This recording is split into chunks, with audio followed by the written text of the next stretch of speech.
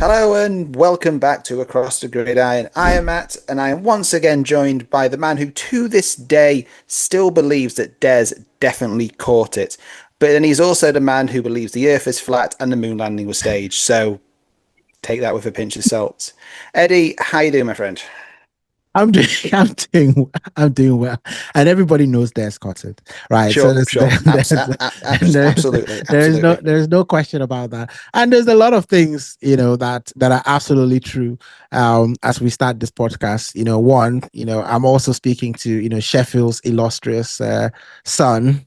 Who's okay? I think you're on the wrong podcast, Eddie. I know that you're a proud Yorkshire man, and of course that comes with a lot of benefits as well.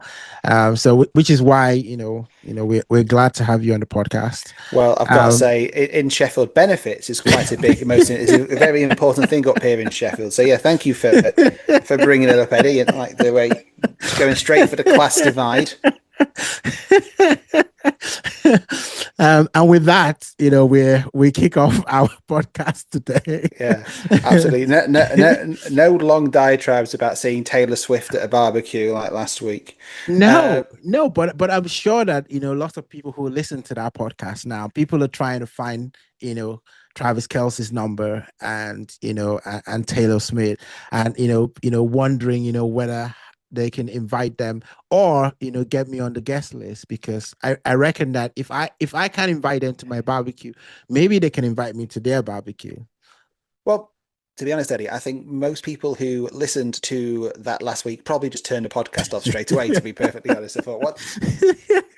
And now, of course, that we are now not only on YouTube, but you can also find us on Spotify, on Apple Podcast. You can find us on any other audio channels.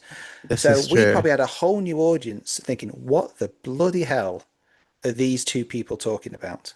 Exactly. I thought this is American football podcast, and we just end up talking absolute nonsense for the first 20 minutes. But then they listen to what our views. They listen to our views on NFL, then we realize it's all nonsense anyway. Yeah, exactly. But then they realize that we're based in the United Kingdom, and how we love to take the things from the US, not and then and then we try and take it to different levels. And what we're doing basically is taking a much loved sports in the United States and taking it to new levels or new depths. Well, the Americans have been doing that this summer. To be fair, they've been taking our much loved sport of proper football or soccer.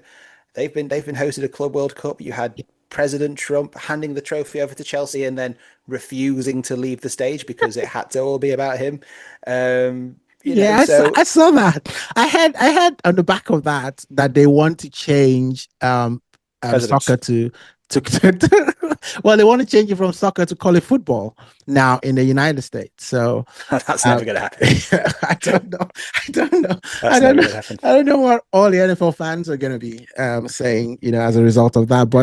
But certainly he did stand out, as he was celebrating with the Chelsea boys. Here's a question for you, Eddie. How does it feel that Donald Trump has been in more trophy lifts than Arsenal and the Dallas Cowboys in the past 5 years? Oh my goodness! I didn't even realize that this is a thing. Listen, right? It doesn't feel good. And someone was saying that Chelsea are like trophy pigs. They basically see a trophy and they just start sniffing all over it. They just can't resist. I mean that potentially is supposed to be a good thing, because someone was giving the stats that they've actually won more trophies than Man City and Manchester United in the last, I don't know how many decades and stuff like that. Well, certainly more than Arsenal. Well, true. We haven't won quite a lot, but we win the big ones, right? We win the significant ones. We don't just go win everything, right? We're not interested in some Mickey. We're not interested in some Mickey Mouse conference, trophy, or some Club World Cup that pays the winner 100 million. I mean, who wants that? Every Arsenal fan. But look, we digress. So look, we can talk about it, but people are here wanting to listen to us talk absolute bull about the NFL rather than listen to you moan about Arsenal. So let's get into it. So look, this week we're going to give our way too early predictions for the 2025 season, looking at some of the Indeed. divisional winners, far, far too early predictions. We'll look at the AFC in part one, and then in part two, we'll look at the NFC. Then in part three today, we are going to be doing a little bit of a training camp preview, looking at some of the rookies who we think might impress in this year's training camp. So, quick breather. Let's get into part one. Let's get into it. I'm the bad guy. I'm the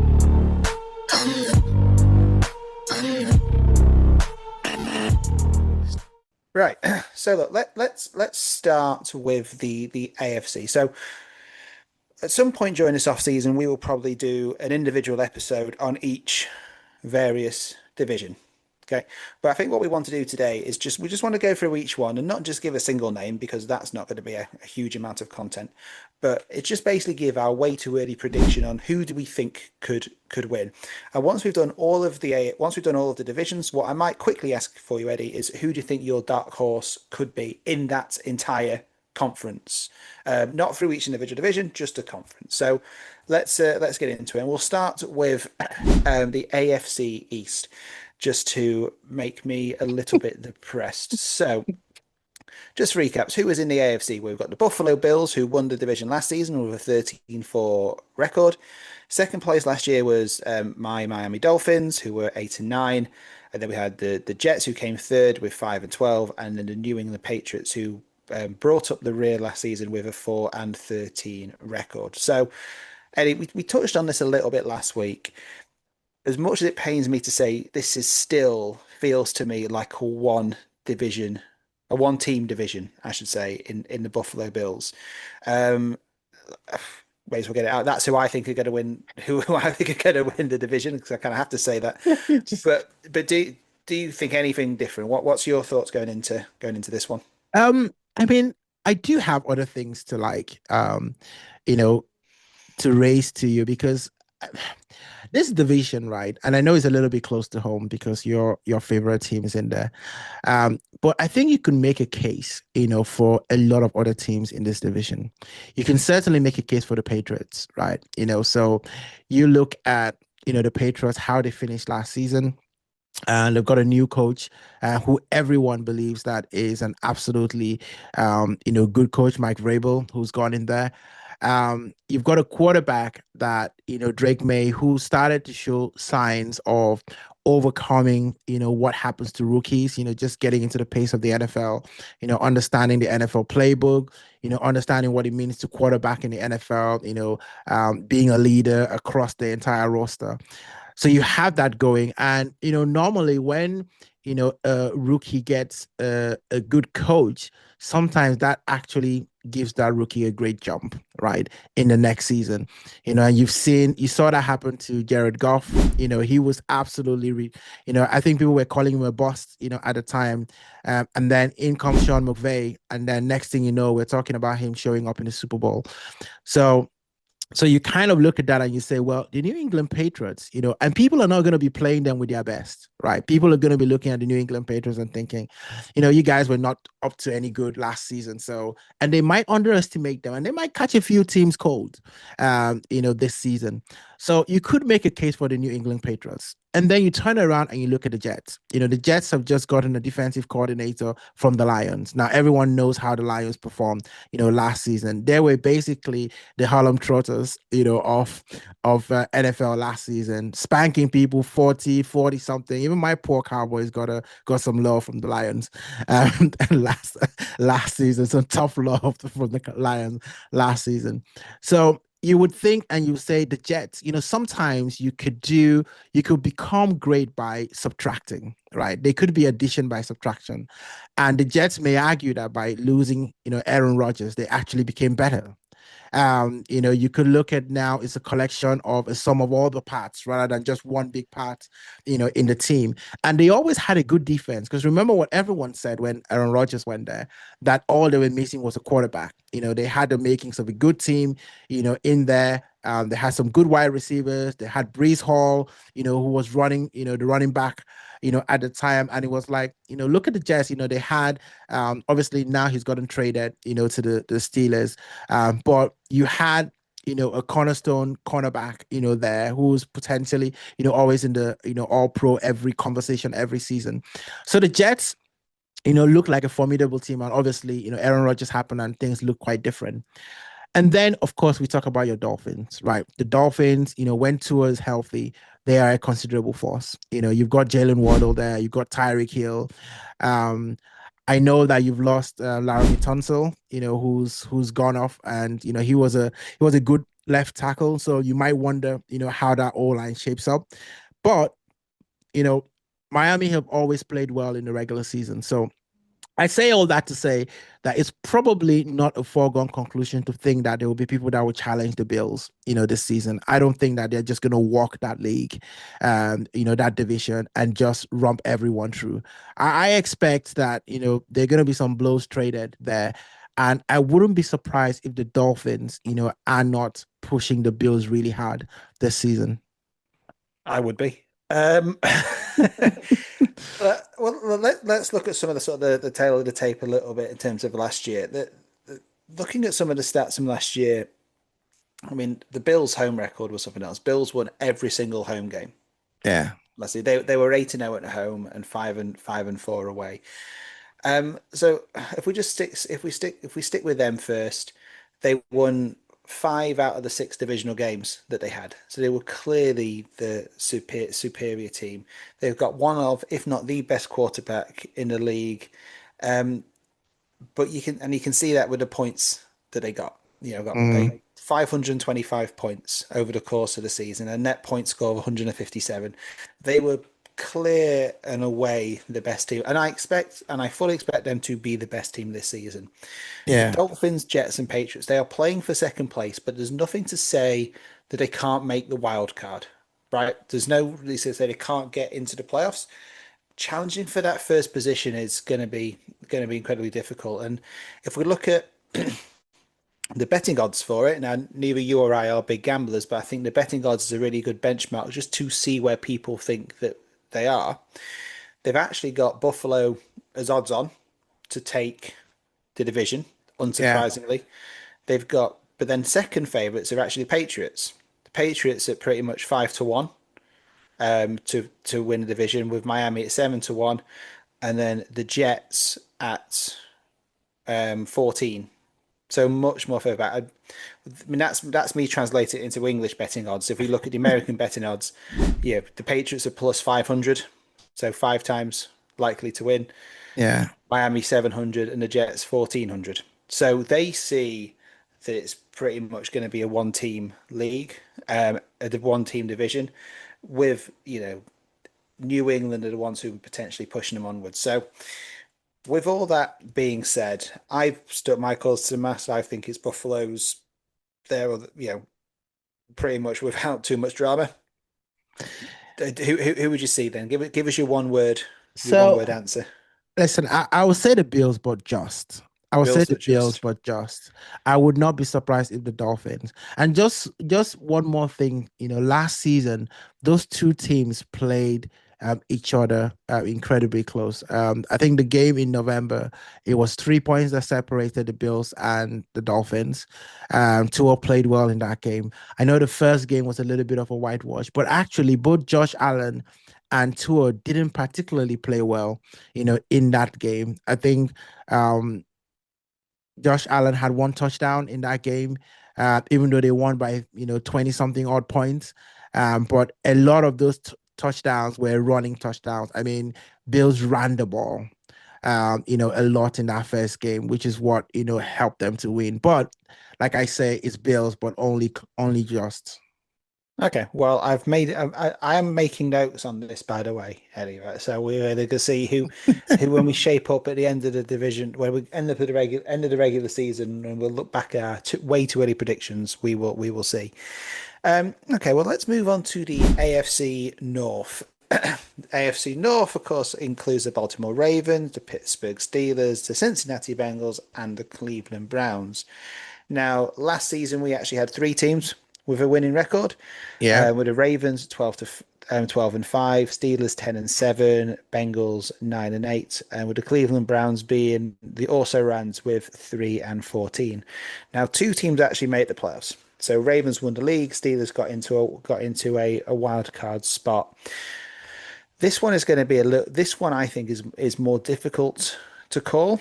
I think obviously Ravens again, similar to what we're talking about with Buffalo, have one of the best, if not the best, quarterback in division. Steelers have obviously made that big trade by bringing in Aaron Rodgers, as we've talked about quite a bit over the past couple of weeks. But Bengals have again one of the elite level quarterbacks in Joe Burrows, and the Browns are also there. So Eddie, how do you see it? How do you see it shaping up? Okay, so let's start by the Browns. And that's all we're gonna say about Moving on, Browns. yes. Moving on, yes. So we move on. Now let's look at the Steelers, right? I think there's a lot of fascination, to see how the Steelers are gonna look with Aaron Rodgers, DK Metcalf. I think there's a lot of people who are looking at the Steelers and thinking, is there a making of something in there with Mike Tomlin, calling the shots, a Super Bowl winning coach. So I don't know. I want to see the Steelers. I want to see them in a preseason game. I want to see them, with all of these elements together because, chemistry is a thing, right? So it looked like Aaron Rodgers had absolutely the opposite of chemistry in Jets. So you wonder whether that is going to be something that they have. And if they get chemistry, the Steelers could, they could be second. And the reason why I say this is because the Bengals are doing Bengals things, right? They still haven't sorted their players. Trey Hendrickson still hasn't gotten paid. You've got a rookie that you've drafted in your first round. You still haven't gotten that one paid as well. So you're looking at potentially starting the season with a handicap, right? And we know that. I was looking at the stats and it said Joe Burrow is 1-9 in his first 2 games since he came into the league. Wow. And that is that started. that's just crazy, right? And so if the Bengals can just not get in their way, then you think, it was crazy because last season, we were talking about this a lot. The Bengals were scoring 30 points and losing a game. So that tells you that their defense were the ones that were letting them down. And that's the part of the field that you expect that they should have strengthened this season, and they're not paying the right talent. So that's what's making me worry about the Bengals. And the Steelers could match in and still, pardon the pun, but that actually worked quite well. The Steelers could actually go in and steal that second position. Obviously, the big daddy is the Ravens, right? The Ravens make that division a cage fight. They are the ones that everyone is looking up to. They're at a standard. You've got Lamar, Action Jackson. You've got King Henry there. You've got a defense that, at times, we're playing lights out last season. Now, teams rarely just carry over their form, right? There's always a little bit of adjustments, teams go and study. And this is the thing, right? When you have good coaches within a division, it doesn't take long before they start working each other out. They start to buy or draft players specifically for their division because you don't get into the playoffs unless you get out of your division. So your number one task, forget everybody else, but get out of your division. But having said all that, if everything goes well, I want to go with the Bengals because the Bengals, for me, have got the offensive power to actually match the Ravens. But I don't say that with a lot of conviction because of everything that I've said about the Bengals, not getting in their own way, not starting fast, but they always pull the results in towards the last run in the season. So can they start fast? All I ask for them, don't start 0-3, right, in your first 3 games. Just give me 2 wins. If you can give me 2 wins, we could be in business. I will say that the AFC North is certainly one of the tightest divisions. Just because obviously how often they play each other. Now, obviously, again, for people who don't know, that in a season, in a regular season, you play each team in your division twice. Now, again, looking at last season, interdivisional record was very close. So Ravens were 4-2, Steelers and Bengals were both 3-3, and Browns were 2-4. So we've dismissed Browns, and rightfully so, but they still picked up 2 victories. Yeah, within the division. So it was a lot it was a lot tighter. And obviously, Ravens just did incredibly well with other teams in their conference. Yeah. It's like a one-game swing, literally. It is, and so I think a lot will depend on how if you can end the season with 4 wins in your conference or 5 wins in your conference. Well, we'll see this when we look at some of the other conferences as we go through this. Excuse me. That can make a huge difference. Yeah. You could the Browns, for example, could really throw a spanner in the works if they manage to eke out a victory over the Ravens, and that could be the difference between topping the division and being a high seed going into the playoffs, or scraping into wild card and having to play, say, for example, the Bills or the Chiefs, right, in the playoffs. So that can make a big difference. And I mean, I like the idea of the Bengals winning. I do, but I just think the Ravens are going to be too strong, and the Steelers always get an invitation to the party, don't they? They do. They always do, and last season they weren't great. 10 wins. Yeah, they had a net point of 33. I mean, but they've got Aaron Rodgers there. You could argue they may be a better team this season, but it is really a do or die season for them because they are, as we said before, Rodgers isn't here for a long time. He's here for a fun time, isn't he? You know what I mean? So yes, if it could go all crashing down around the Steelers this year, or they'll probably just do enough and do. I mean, we could be in a situation like we saw in the NFC in one of the NFC divisions last season, where 3 teams make the playoffs. Yeah, I can't see that happening. So there's a chance the Bengals might just miss out, and if they start slowly, as you've mentioned, they could be in trouble. So let's just quickly look at the odds before we move on. So again, I don't know when these odds were taken. I don't know if these are live odds or if they were done maybe before Aaron Rodgers signed. But you've got the Ravens are the odds on favorite minus 145. Second favorite are the Bengals actually at plus 225, and Pittsburgh plus 550. Right, so the odds are telling us that the Ravens are still the favorites. Bengals are the ones who are more likely to push second place, and again the Browns at plus 3,000 are also there too. That is pretty much what we can say about the Cleveland Browns. So you're going for Bengals. I'm going to stick with the Ravens. I just think, I think they're going to struggle to. Whoever comes above the Ravens is going to win the division. Put it that way, as we say. So let's move on then to the AFC South. Yeah. So if I get everything up, so AFC South includes the Houston Texans, the Indianapolis Colts, the Jacksonville Jaguars, and the Tennessee Titans. Last season, only one team made it through to the playoffs, which was the Houston Texans. They ended the season with a 10-7 record. And every other team in that division, similar to what we were talking about the East, all had a losing record. Colts were 8-9, Jaguars 4-13, and the Titans 3-14. So there was only really one team in it, but it wasn't the best division last season, was it? And just talking about the divisional stuff, going to looking at last one, the Texans were 5-1 for divisional games. Titans were 1-5. So that was one of the things. That was probably the reason why they were able to get there against non-conference teams. They had a losing record of 2-3. So how do you see the AFC South shaping up this year? It really boils down to Cam Ward, right? Because I think the Titans could be really frisky if Cam Ward starts hot, right? So I know a lot of people are not talking a lot about the Titans, and for good reason. When you have a record, that there is a reason why you pick number 1 overall, and it's not for good behavior or for stellar accomplishments.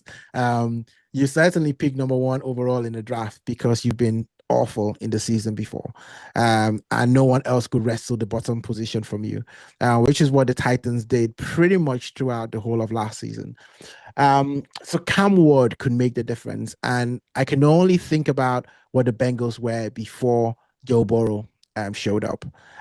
They could be that kind of turnaround, because I mean that division, you kind of look at it and say you've got one team that's probably the standouts in the class, and then everybody else you just don't know what side of the morning they're waking up to, right? So I look at the Titans and I think, if Cam Ward starts hot, we could be having a conversation. And then you go to the Colts. The Colts have just had, all kinds of unfortunate, you know, incidents with their quarterbacks, right? It's been, you draft a quarterback and you think that he's the one that's going to do it, and he gets injured, and then you almost, because the Colts were looking like a decent team a couple of years ago, and then they just sort of plummeted, right? So you've got Daniel Jones, I believe is now in the Colts, from the Giants. So he's a decent starter, especially when you look at the division and you think about the quarterbacks that are there. You got a Titans rookie quarterback. You got Trevor Lawrence, who has not really, performed, up to the expectation of a number one overall draft pick. And then you've got, what's his name now? I've just forgotten his name. The Texans quarterback. What's his name now? Who went through his sophomore slump, after having an unbelievable CJ Stroud. CJ Stroud, of course, CJ Stroud, who had an incredible rookie season and then went through a sophomore slump last season. So now everyone is going to be looking at him and saying, can you bounce back, right? Can you actually, go back to probably what you were doing in your first year? So you look at all of those teams and you say it could be anybody's league. Now, D'Amico Ryan is a good coach. He's shown that, and that he's a good coach. So you always look at the Texans and, you always look at the Texans and you think, they can do the business. But honestly, I don't want to discount Trevor Lawrence. I don't. Only because he's had so many coaches in the last couple of years, and he's got a new coach again this season. So it brings a bit of unpredictability, to the Jaguars. And don't also forget that they've got an absolute weapon in Travis Hunter, right? We're going to talk about him in another segment. But he could bring spark life into that team. So do you know what? I'm going to go out on a limb here. I'm going to go with the Jaguars, right? I'm going to go with the Jaguars. I'm going to go with, Trevor Lawrence, to fulfill his potential. And we know that Travis Hunter is going to be balling, right? And I think he could be the spark that actually allows them to be decent in a division. I don't know what about the South divisions, but, he could make that division a bit exciting and something to talk about. Yeah, I think this one's a tough call, and I think the odds sort of stack that up as well. Looking at the odds, there is no odds-on favorite in this division, right? So everything we've looked at so far, you have like minus odds for Baltimore. You have minus odds for Bills. I mean, Houston, Texas are the favorite, but they've got plus 100, right? Plus 300 for Jacksonville, plus 350 for the Colts, plus 750 for Tennessee. I don't see Tennessee. I think it's too much pressure to put on Cam Ward. I don't think they've got enough around him yet to really see that they could push. But given your point, if he starts well, it's not a particularly strong division. Yeah. So there is the option of anybody breaking out and taking this division. I really see your point about Jacksonville. I just don't think they've particularly had a good enough team around the quarterback just to help him really fulfill his potential. He's had a couple injuries as well. Could this be his year? I think to be fair, it has to be their year soon, doesn't it? To be honest, and the quarterback name, it escapes me. You've just been saying it. What's the quarterback's name at Jacksonville? Trevor Lawrence. Trevor Lawrence, thank you. Lovely set of hair. Lovely head of hair. So I think he's a franchise quarterback for them, but he's got to start showing something soon. Yeah. If he doesn't, I can see him being one of these franchise quarterbacks that gets passed around in the next couple of years. And does he end up somewhere else? Does Jacksonville cut their losses, free up the cap space, and does he go to somewhere else to be a starting quarterback? Somewhere further down the line, who knows, right?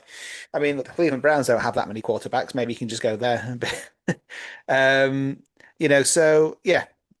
I mean, I'm gonna stick with Houston on this because Stroud, you're right, didn't have a great second season, but he's still probably the best quarterback in that division. Yeah. depending on how Cam Ward gets on, as you said. But let's keep this rolling as my Okay. video goes fuzzy, and I'll just turn that off and turn it on again.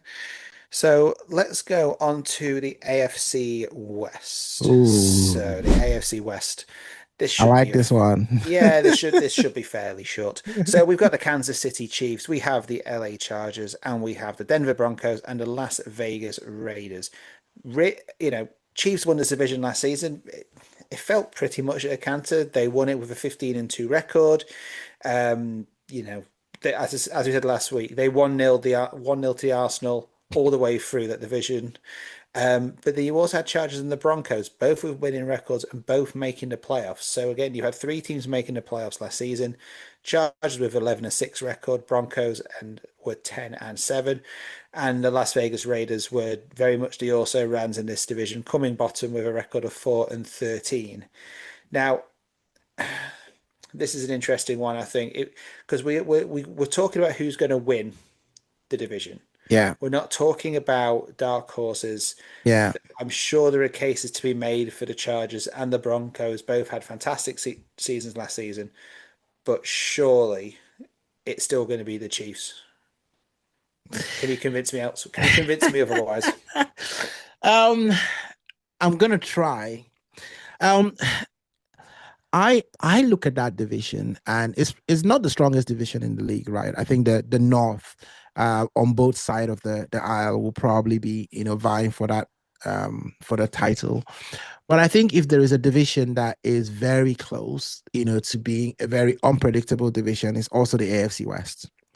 Now this is a division that the Chiefs have had their way with. They literally at the start of school, they stand at the assembly and take everyone's lunch boxes. And we're like, that's it. I'm having that. What have you got? You've got some sandwiches. I'll have that. Have you got some Capri Sun? Yeah, I'll take that too as well. What else have you got? Oh, I see you've got some carrots. Actually, no, we don't eat carrots. We do. You can have that. The Chiefs have literally been the school bully in this division. No matter how they look, right? They can look awful. They can look terrible. But we all know at the end of the day, one team is going to be standing on the podium, smiling at everybody else. And people are going to be looking up at them and thinking, how the heck did they do that? So it is the Chiefs division. It's very hard to make a case. However, having said that, look at the Broncos, right? Look at what they did last season. Bo Nix came into the league very, very comfortable.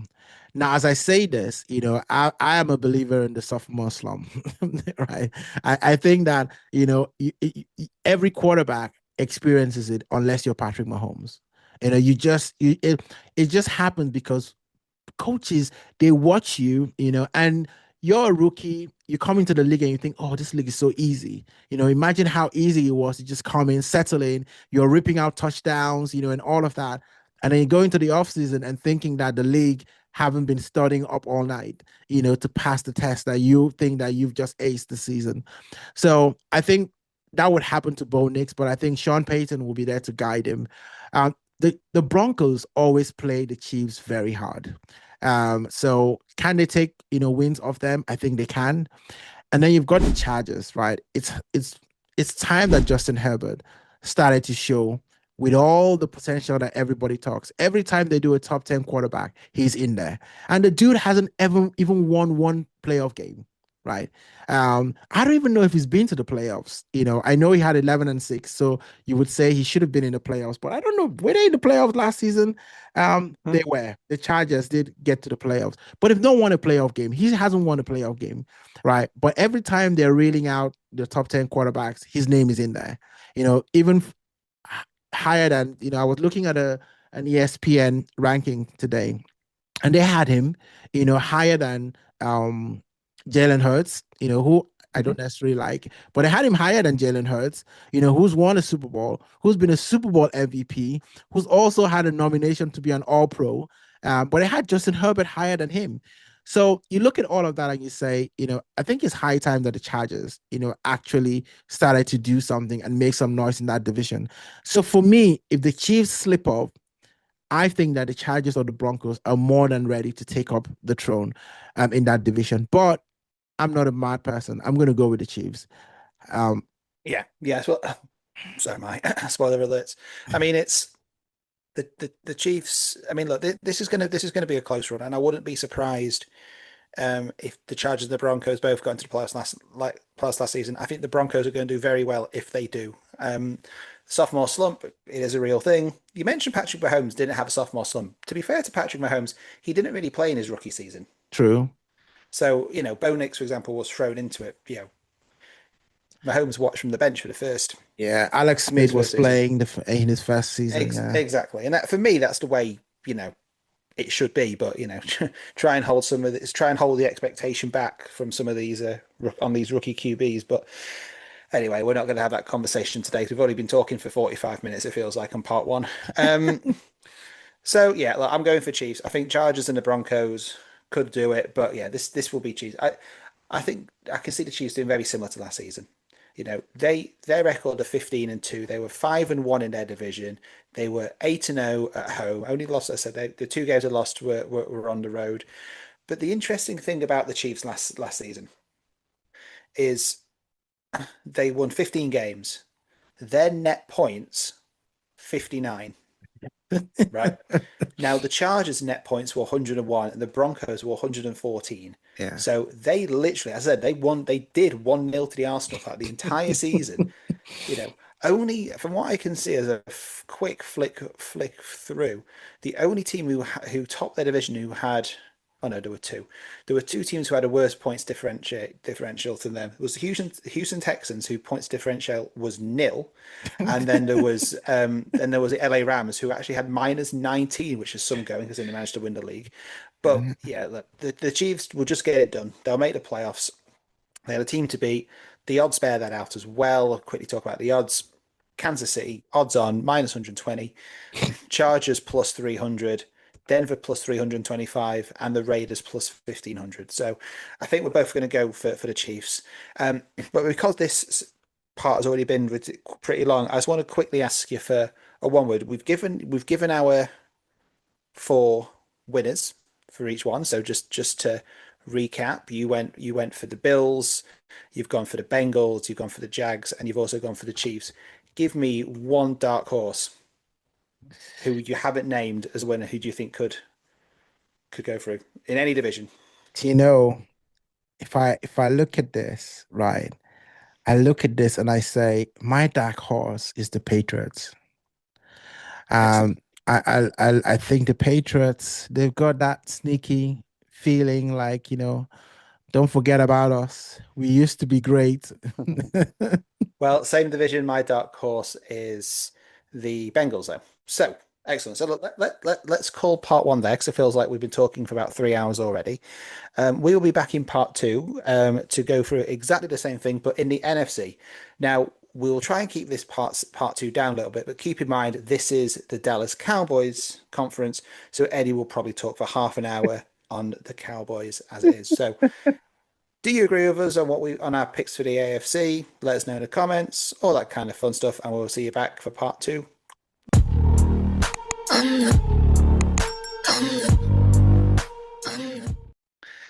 Okay, welcome back to part two of this week's Across the Gridiron. Now we've looked at the AFC in part one, so in part two, let's look at the NFC. So we are going to start on the NFC East. God help us all. Right, so let's quickly run through for last season. So we had the Super Bowl champions, the Philadelphia Eagles. We have the Washington Commanders. We have a little team called the Dallas Cowboys, and we have the New York Giants. Last season, Fly Eagles Fly. They won the division with a 14-3 record, followed by the surprise package of the season, which was the Washington Commanders, and they had a 12-5 record. And then you had the Cowboys with 7-10, and you had the Giants 3-14.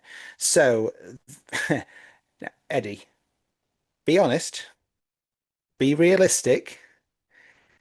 Who do you have to win the NFC East this season? This is going to be a very short one.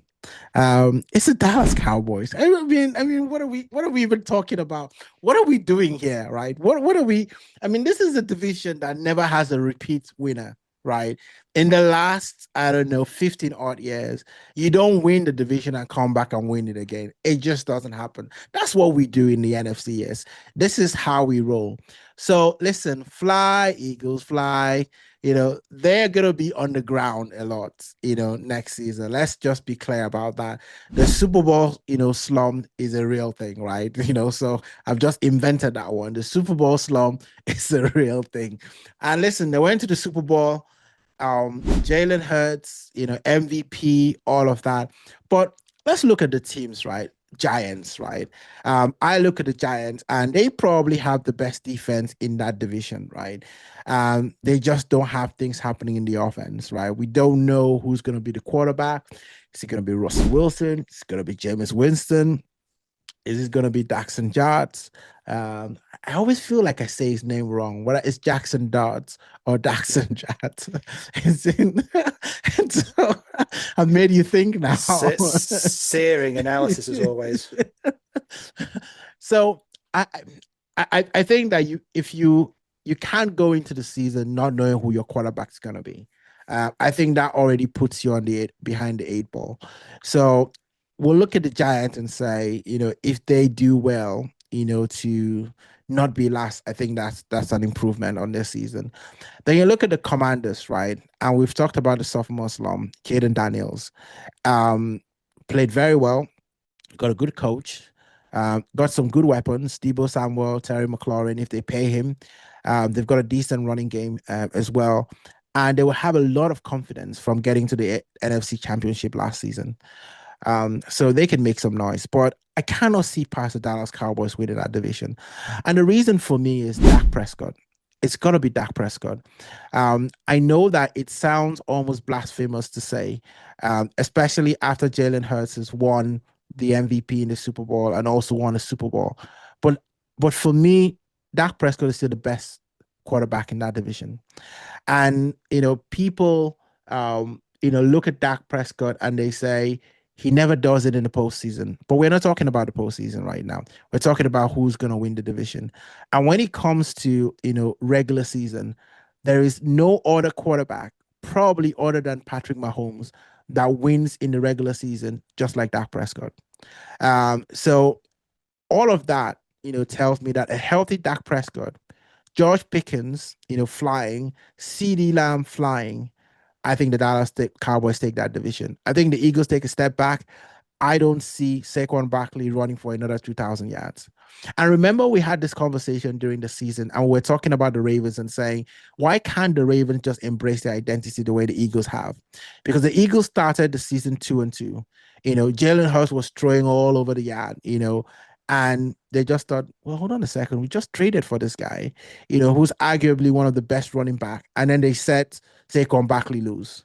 And literally, Jalen Hurts would throw for maybe 20 times, in a game, hand the ball to Saquon Barkley and go get a cup of tea. And Saquon Barkley would just take over the game, come back after 200 yards and say, here you go, here's the ball. What are we doing next? So it was literally like that. I just can't see him doing that. I'm not saying that he's not going to be good, but, to run the way that he did last season, I think that's going to be quite a challenging thing for him to repeat. So I think if you shackle Saquon Barkley, you shackle the Eagles. And I know they've got AJ Brown. I know they've got Devonta Smith, but I don't trust Jalen Hurts to be able to get the ball to them consistently without Saquon Barkley running the show. So that's why I've got the Dallas Cowboys. I'm very impressed of the mental gymnastics you've done there. So there's two things I agree on. Is that I don't think the Commanders will be as good as last season, only because they were so good last season, and I think they surprised so many people. Jaden Daniels, we're going to find out next season if he is the real deal, right? Is he able to take that rookie season? Is he able to get a team to the playoffs and back-to-back seasons? I'd be amazed if they put up another 12-5 season. Right, I still think they'll be in the chance for a playoffs. Of course I do. But I don't think they'll be 12-5. Yeah. I also think the Cowboys will be better. I don't think the Cowboys will have a losing record. Right. I don't think, 7-10, it all went wrong, net points of minus 118. But I mean, they were tight in the division, 3-3 in the division rivalries. I mean, the Giants 0-6. We know, so we know they're out the. We know they're going to be out the equation again. So I believe that the Cowboys are going to push the division. They're going to push the Eagles a lot more. I just really find it hard to. I'm not a Cowboys fan, so I'm not going to do the mental arithmetic that you are to try and basically put Cowboys to that. We are very different in our football fandom, aren't we? Really? I mean, I am just a very pessimistic Dolphins fan, a very pessimistic Sheffield Wednesday fan, a very pessimistic sport fan, really, or a realist, as I like to call it. You pie in the sky, everything. Anyway, so I mean, I'm just going to go. I'm going to have to stick with the Eagles on this. I think they are just. If Dak Prescott a better quarterback than Hurts, you can certainly make the argument for that, right? I'm not going to debate you on that one, but I think the Eagles are just a better team, all in all. But let's see how the Super Bowl, let's see how winning the Super Bowl reacts to them. Super Bowl slum. Are they still going to be a team of brotherly love? Who knows? They've still got the tush push. We can't forget that. That's still the brotherly shove is still part of their arsenal, despite what you campaigned for. Try to ban the tush push. Get it out of here. Yeah, it's not football. Only because you can't bloody do it. So yeah, I'm going to go for the Eagles. And again, just quickly looking at the betting odds as according to ESPN, as I said in part one. I don't know how up to date these are, but it certainly gives us an indication on where we think the lay lands. Again, they have Philly as the favourites, minus 14.5. Washington plus 225 and Dallas some way low in third. So it looks like ESPN and these odd battles, they are sleeping on the Cowboys. Yeah. Plus 600. But the Giants plus 3,000. So again, way out. So I'm pretty much doing what I've done in everything so far and just go for the favourites, it seems. So I'm going to go for the Eagles in this one. I just think they're the better team. They're going to have to have some slump to fall away. So it's what it's all about though, Eddie. Supporting your team. The word fan comes from fanatics. I understand that. So you do you. You do you. I will go fly Eagles fly.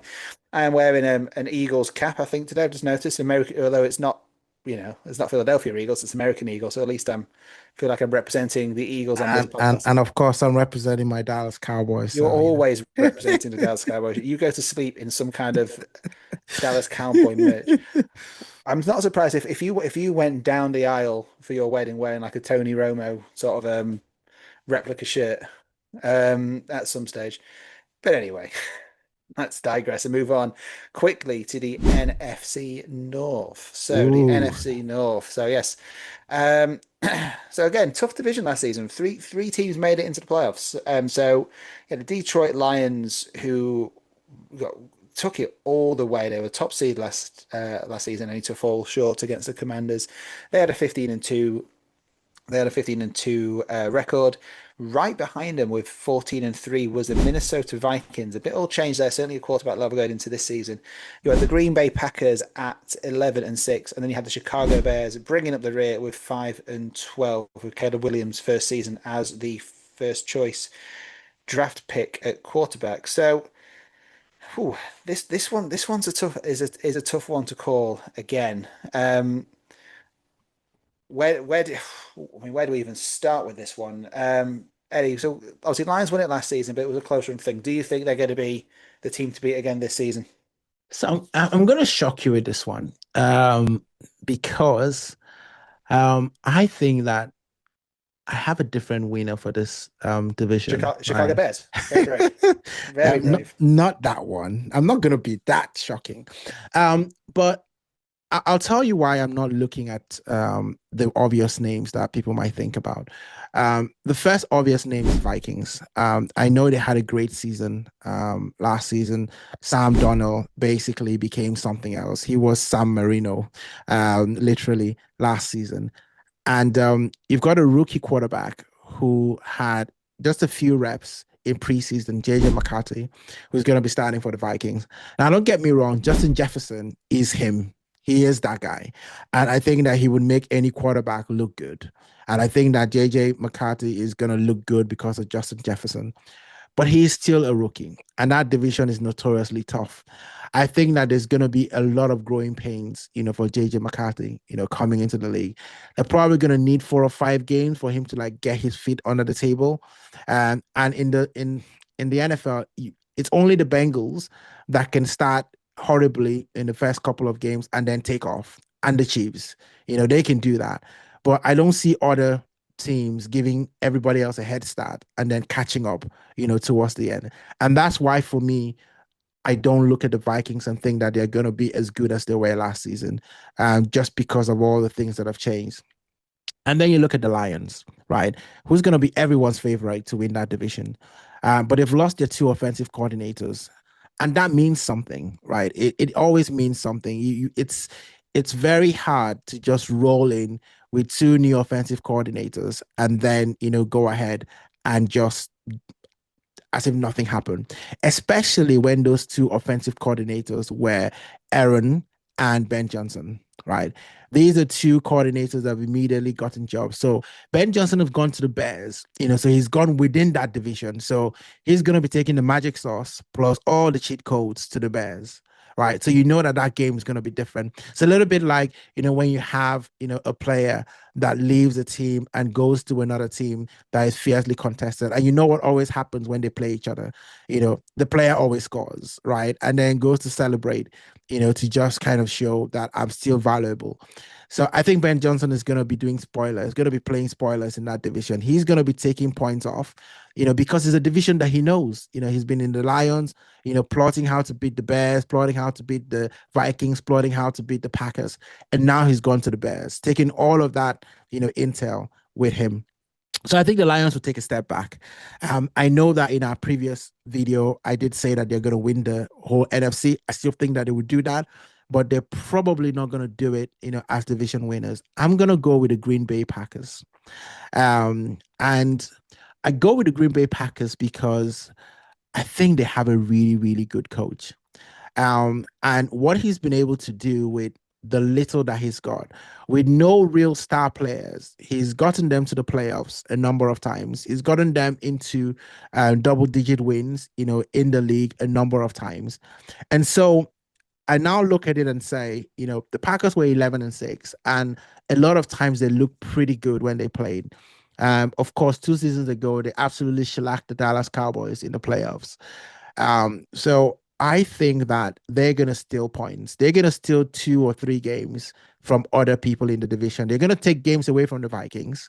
No question without that. So if they finish 11-6 and they take 1 or 2 games from the Vikings and the Lions, that immediately puts them at 13 wins, and they take a game from, somewhere else, so I think that they win that division, the Green Bay Packers. You said you were going to surprise me. I actually have the Packers to win that division myself. They were kind of my non-favorites who I'm voting for. I think what's going to be key in this division is so they were 4 games, 4 wins different than the Lions. Yeah. Right. And the Lions they were absolutely balling last year, weren't they? But if you look at the divisional records, I keep coming back to this because if the Packers can improve their divisional record this coming season, that's going to make a huge difference. Yeah. So the Lions were 6-0 in the division. So Packers absolutely ran the board down in the NFC North. They beat everybody. Yeah. The Packers were 1-5. The Bears were 1-5. So the Packers were poor in their divisional games, right? If they can turn some of those around, if they can pick up a win against the Vikings, if they can pick up a win against the Lions, if they can win both their games or targeting both their games against the Bears, but they were 5-0 in non-conference games. So if they can keep that same record in the non-conference games against teams from the AFC, that they could be coming around. They should be pushing the Lions to win this. I agree with everything you said in terms of they've got a really good coach, they've got a really up and coming QB, and I think it's time that he doesn't become up and coming. He needs to be the present. He needs to be the here and now, and I think he could be. I agree that the Vikings probably have made too many changes to to really be as good as they were last year. Again, similar to what we talked about with the Commanders, the Vikings were very much a surprise package of last season. Nobody saw that. Nah, at Nobody all. saw No Sam one saw Darnold them coming coming. in, taking the snaps and right, this is going to be a 14-3 team. Fair play to them, fair play to Darnold. He resurrected his career. It was a really good feel-good story, the Vikings last season. It wouldn't surprise me if they even propped up the division because I think the Bears will be better. Mm, Caleb Williams, I mean, rookie season, first draft pick, 5 wins, certainly in the could do better category. I think yeah, this season he will do better. Will they yeah. have a winning record? Probably not. But I think the Vikings may not have a winning record either. Lions again, look, were fantastic last season. It'll be interesting to see how they respond. Hugely disappointed when they Yeah, lost to the Commanders. yeah, They were the top seed. They were the team that many people thought would be in the Super Bowl, but they yeah, didn't make it. yeah. So they've got a big disappointment to get over. So, like you, I'm also going for the Green Bay Packers. Um, so let's move on then to the NFC South. Oof. So the South, yeah, an odd one to call. So you've got the Tampa Bay Buccaneers. Yeah, They were the only team who got into the playoffs last season from this division with a 10-7 record. And every other team in the division had a losing record. Atlanta Falcons were 8-9. Carolina Panthers were 5-12, and the New Orleans Saints were also 5-12.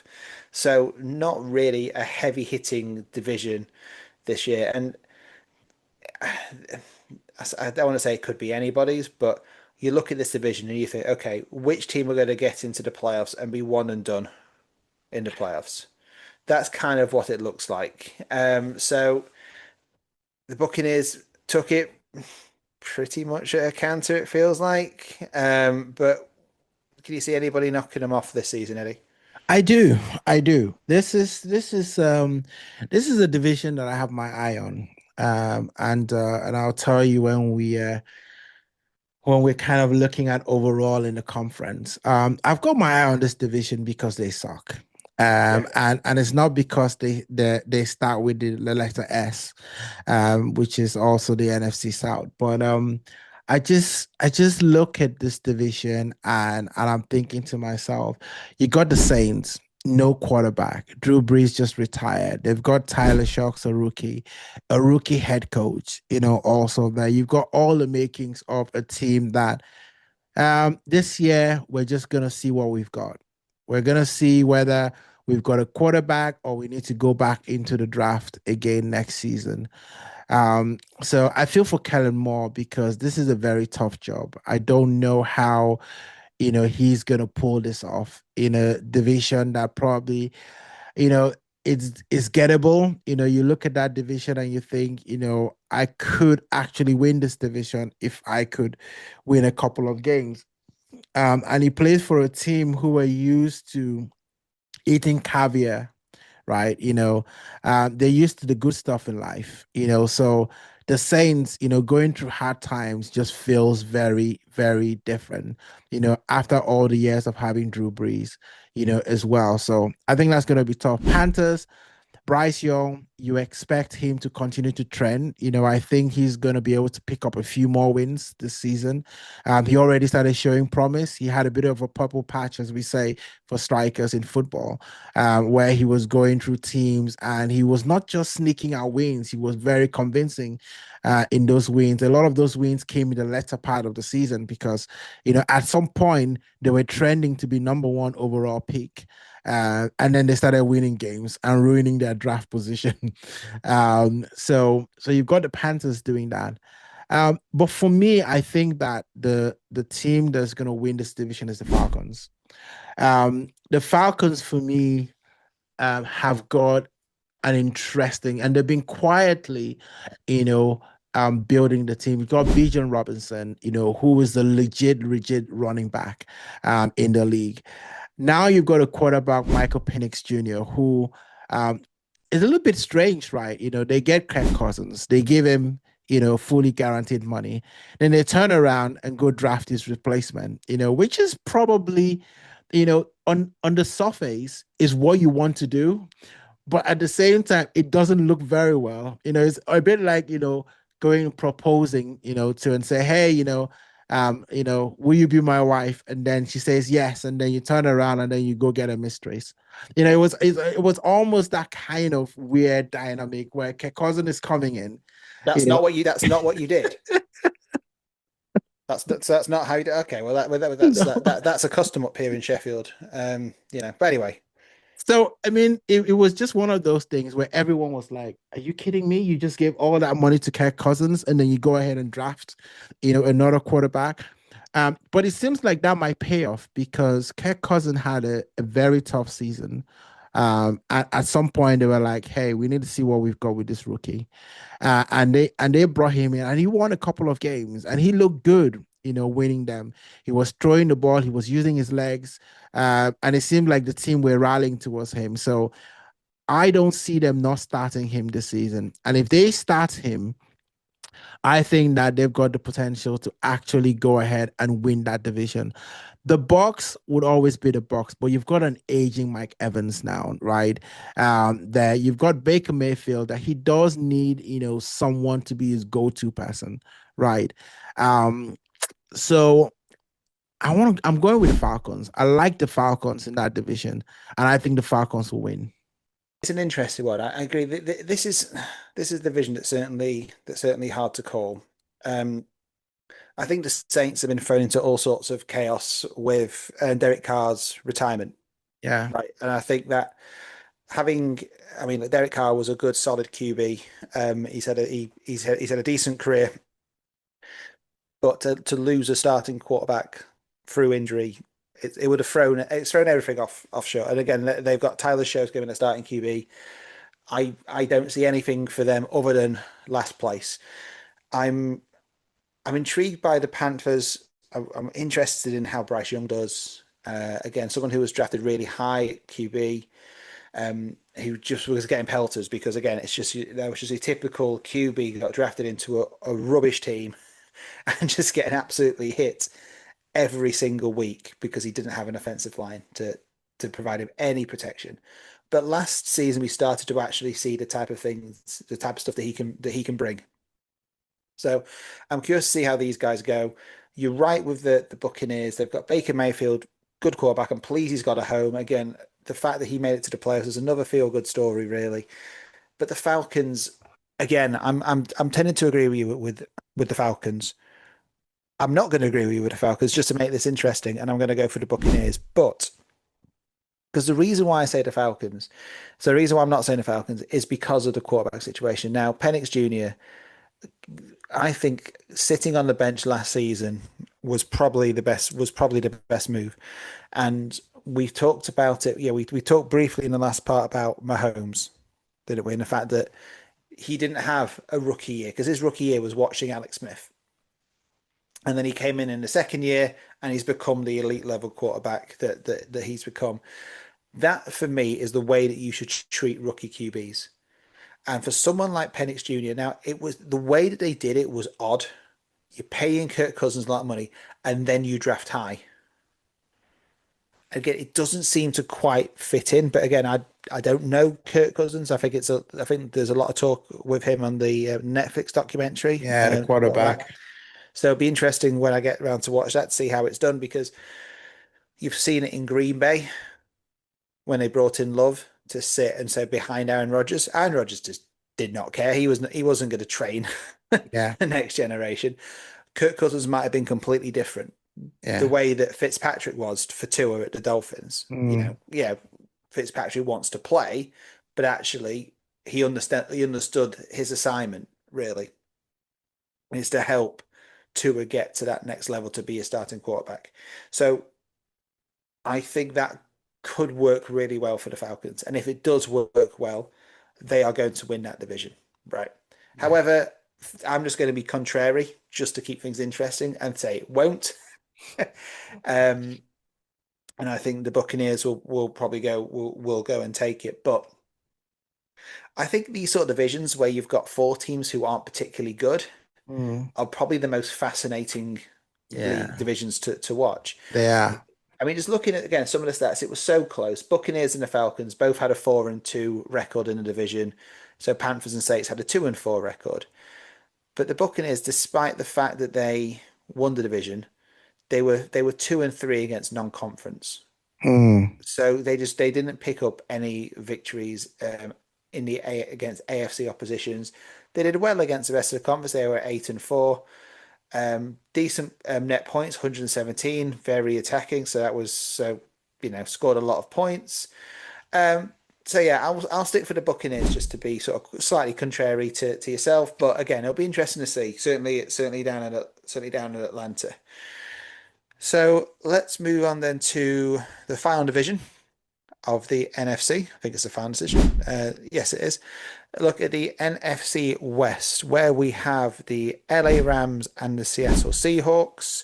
We have the Arizona Cardinals and we have the San Francisco 49ers. So last season, the Rams made the playoffs despite having an identical record to the Seahawks, both being 10-7, but the Rams made it and the Seahawks didn't. We had the Cardinals at 8-9, and we had the 49ers who had a disastrous season for them with a record of 6-11. So again, this is quite an interesting one to see where this one's going to go because everybody knows that the 49 or thinks the 49ers cannot have as bad a season as they did last season. And then the Rams and the Seahawks were tied. I mean, but I said going back to we looking at as net points, the Rams were minus 19. So they actually gave away more points than they actually scored, but they still won the division. How do you see this one going? This used to be one of the toughest divisions in the NFC. At one point when you had Russell Wilson, you had Matthew Stafford, and then you also had, whoever it was at 49ers, where it was Jimmy Garoppolo or, whoever that, current quarterback at the time was. But this is one of those ones. There was this popular saying when I was growing up: "The rich also cry." And and this is effectively what has happened to the NFC West, right? They've kind of gone from riches to rags, so to speak. Um, I think that this is the division that you're probably going to get a last to first situation with the 49ers, because I think there's a lot of arguments that the 49ers position was really a false one. They had a lot of things go against them, in the league last season. And it only takes one or two things. The NFL is a very hard league, right? It's very hard to win games. We're talking about the Bengals scoring 30 points and still losing 4 games, right? You could score that many points and still lose. A fumble, a kick return that goes wrong. It's just so many things that can go wrong in the NFL game, which is why we love it so much. And Brock Purdy, has shown that he's capable working within the Kyle Shanahan system and producing results. Now, he had an absolutely dreadful time last season, but he didn't have his Avengers. Everyone was down and out. And I think Ayuk is probably still injured. We don't know whether he's completely fit to come back yet. Christian McCaffrey was injured, but I hear that he's, recovering and would probably be a starter. And you read Christian McCaffrey before Saquon and Derrick Henry exploded was arguably the best running back in the league, right?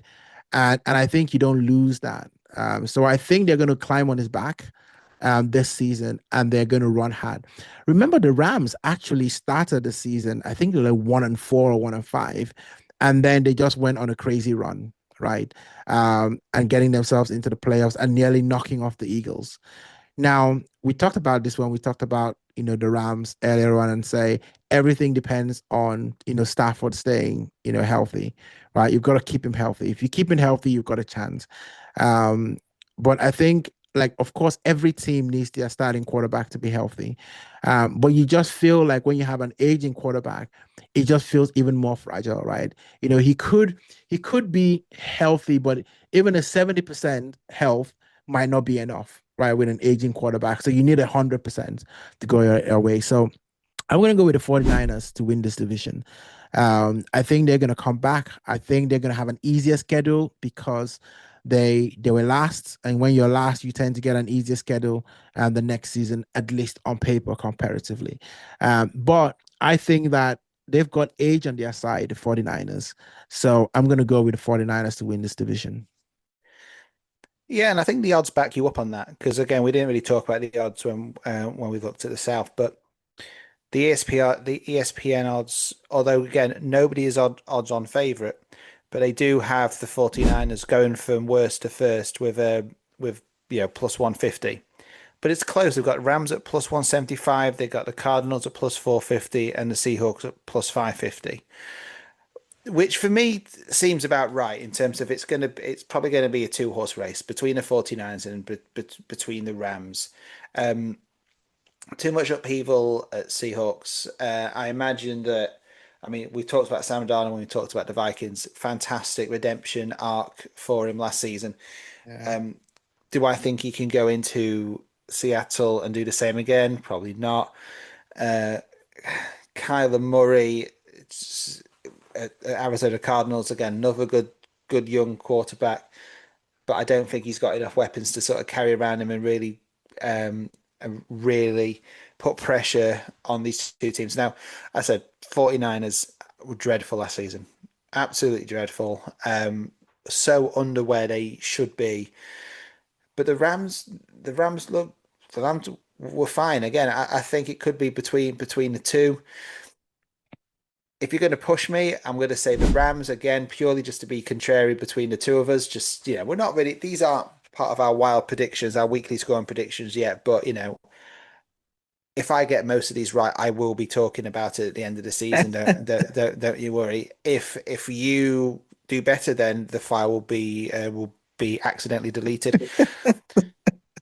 But no, I'll say the Rams. I think they've got a strong team. We've got Stafford is obviously um, a good solid quarterback. He's got a few weapons around him. So I'll go for the Rams just to win the division again. But it's going to be close and really can't call it between the 49ers and the Rams.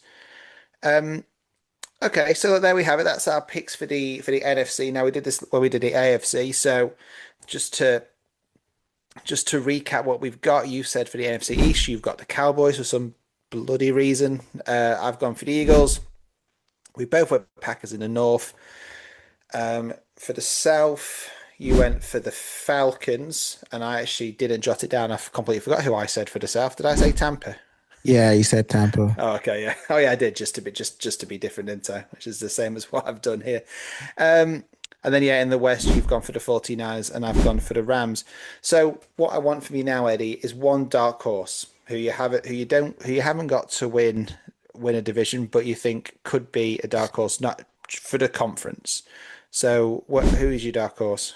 See, I played my hand because my dark horse really was the Falcons, but now I've got to go with, somebody else in the dark horse. Oof.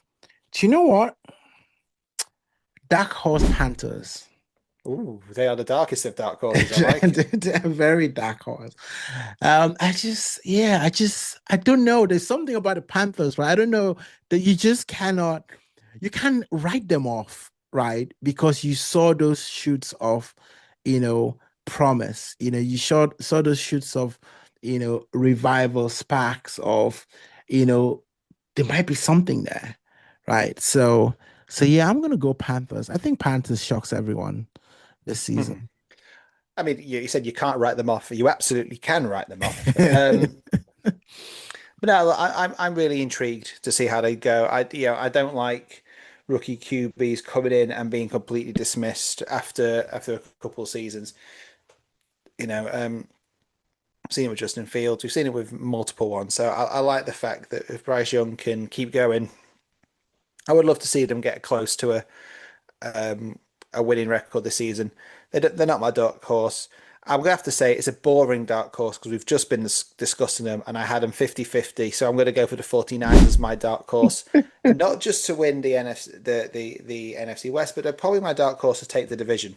So the conference, sorry, as a whole. So they'll be my dark horse. So Yeah. Now, normally I would say we'll be back for part 3, but Considering. considering we've been on this Zoom call for 2 hours, I think we probably need to wrap it up therefore this week. So, yeah, look, guys, thank you again for watching us. We'd like to hear about who you think will be the winners of each division. Are we talking out of our arse, or are we actually giving a bit of some insight for you to actually to actually think about? Leave a comment, like, share, subscribe, all this kind of stuff that all these young Gen Z YouTubers would say. But for now, thank you for me, Eddie. Take us home. Yeah, look, listen, it's been a great one. And I'm sure that someone that we haven't talked about today will end up starring in September, right? And that's the beauty of the NFL.